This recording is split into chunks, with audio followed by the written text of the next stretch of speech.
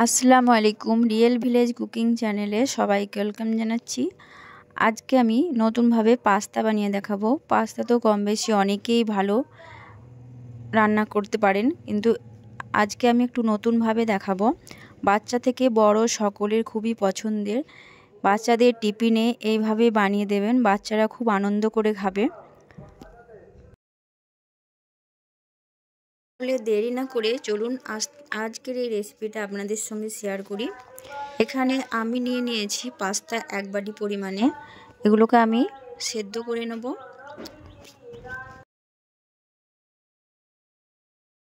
একটা পাত্রের মধ্যে জল নিয়েছি, আর এর মধ্যে পাস্তাগুলো ঢেলে দেব। দিয়ে দিয়েছি 1 টেবিল চামচ সাদা তেল। এগুলো ভালো করে আমি সেদ্ধ করে নিতে হবে।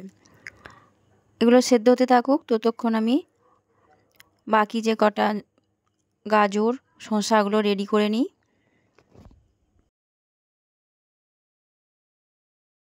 এখানে নিয়েছি গাজর, শসা, একটা কাঁচা লঙ্কা। এবার নিয়ে নেবো পেঁয়াজ কুচি। এই শসার আমি ছালগুলো নেব। এই ছালগুলো এইভাবে গ্রেট করে নেব। পুরো শসাটা নেব না, শুধু ছালগুলো এইভাবে নিয়ে নেব।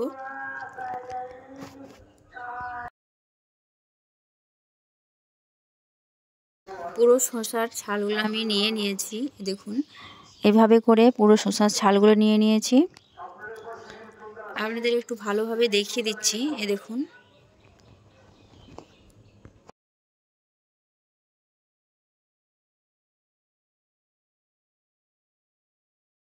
এখানে আমার পাস্তাও রেডি হয়ে গেছে। এবার জল ঝরিয়ে নেব। পাস্তাগুলো সেদ্ধ হয়ে গেছে। এখানে গাজর এইভাবে কুচি করে নিয়েছি। একটা গাজরে হাফ নিয়েছি। আর নিয়েছি পেঁয়াজ কুচি, একটা কাঁচা লঙ্কা কুচি, হাফ পেঁয়াজ নিয়েছি আমি কুচি করে। আর এদিকে পাস্তাটা আমি জল ঝরিয়ে নিয়েছি। এবার একটা কড়াই চাপিয়ে দেব। এর মধ্যে দিয়ে দিচ্ছি 2 টেবিল চামচ সাদা তেল, আর একটা ডিম ফাটিয়ে দিয়ে দিচ্ছি। ডিমটাকে ভালোভাবে ভেজে নিতে হবে।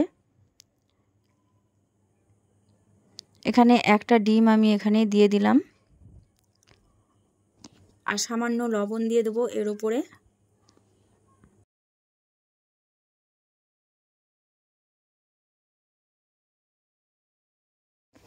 খুন্তির সাহায্যে এইভাবে ঘেঁটে দিচ্ছি, দিয়ে ভাজা ভাজা করে নিতে হবে।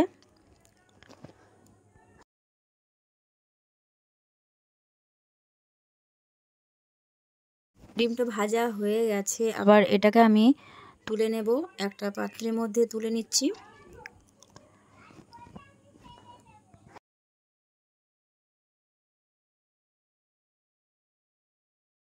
কড়াইয়ের মধ্যে আমি নিয়ে নিলাম সরষের তেল 3 টেবিল চামচ।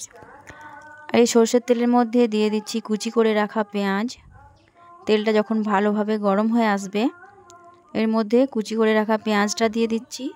সামান্য একটু নাড়াচাড়া করে নেব।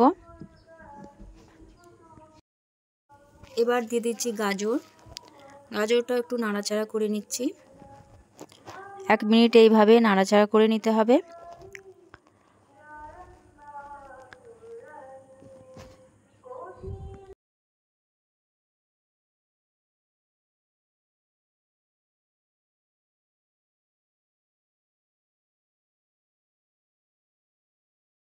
এবার এই কড়াইয়ের মধ্যে দিয়ে দেবো সেদ্ধ করে রাখা পাস্তাটা দিয়ে একটু নাড়াচাড়া করে ভালোভাবে মিশিয়ে নেব।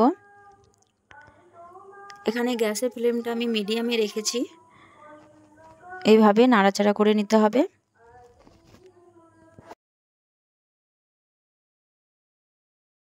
এখানে দিয়ে দিচ্ছি সামান্য পরিমাণে লবণ, আর কুচি করে রাখা কাঁচা লঙ্কাটাও দিয়ে দেবো। এখানে আপনারা ঝাল দেখে নেবেন যদি বাচ্চাদের জন্য বানিয়ে থাকেন, আর যদি বড়দের জন্য করেন সেক্ষেত্রে পরিমাণটা বাড়িয়েও নিতে পারেন। কাঁচা লঙ্কা দিয়ে দিলাম। কাঁচা লঙ্কা দিয়ে একটু ভালো করে নাড়াচাড়া করে নিতে হবে।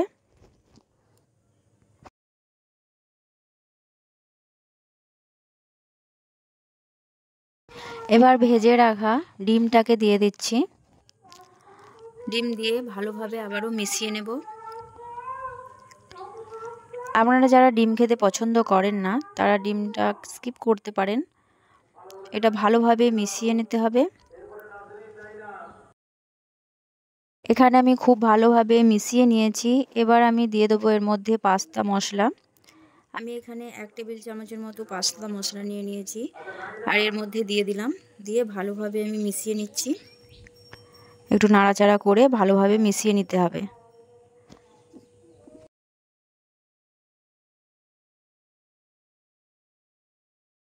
সব কিছু মশলা আমার দেওয়া প্রায় কমপ্লিট। আর একটা মাত্র উপকরণ আছে, সেটা আমি সবার শেষেই দেব।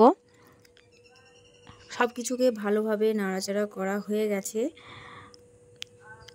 এই শেষ মুহূর্তে এবার দিয়ে দেবো শসার যে ছালগুলো আমি ছিলে রেখেছিলাম, সেটা সবার শেষেই দেব।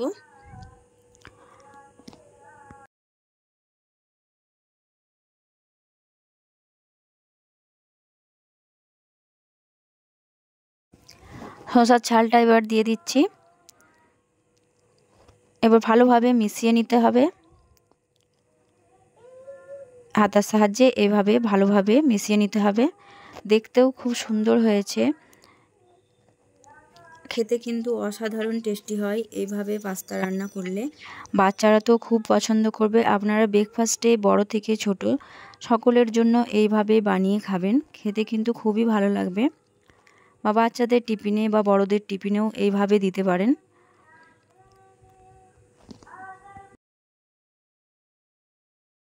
এই দেখুন পাস্তাটা আমার কমপ্লিট হয়ে গেছে, আপনাদের দেখাচ্ছি।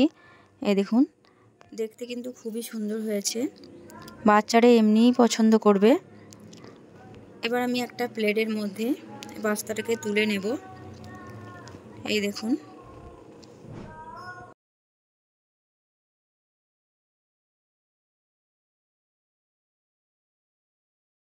একটা প্লেটের মধ্যে নিয়ে নিয়েছি। আমি পরিমাণে কম করে বানিয়েছি। আপনারা যদি বেশি করে বানাতে চান সেক্ষেত্রে সব কিছুর পরিমাণ বাড়িয়ে নেবেন। এই দেখুন, পাস্তা দেখতেও যেমন সুন্দর হয়েছে, খেতেও কিন্তু অসাধারণ টেস্টি হয়েছে। এইভাবে রান্না করলে সবাই চেটেপুটে খাবে। তাহলে বন্ধুরা, আমার এই রেসিপি আপনাদের কেমন লাগলো অবশ্যই কমেন্টে জানাবেন। ভালো লাগলে চ্যানেলটা সাবস্ক্রাইব করে পাশে থাকার অনুরোধ রইল।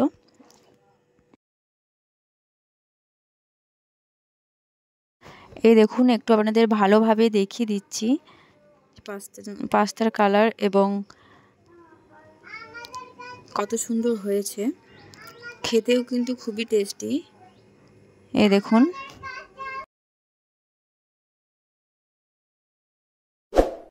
তাহলে বন্ধুরা আজকের রেসিপি এখানেই শেষ করছি। আবার নিত্য নতুন রেসিপি নিয়ে আপনাদের কাছে হাজির হব।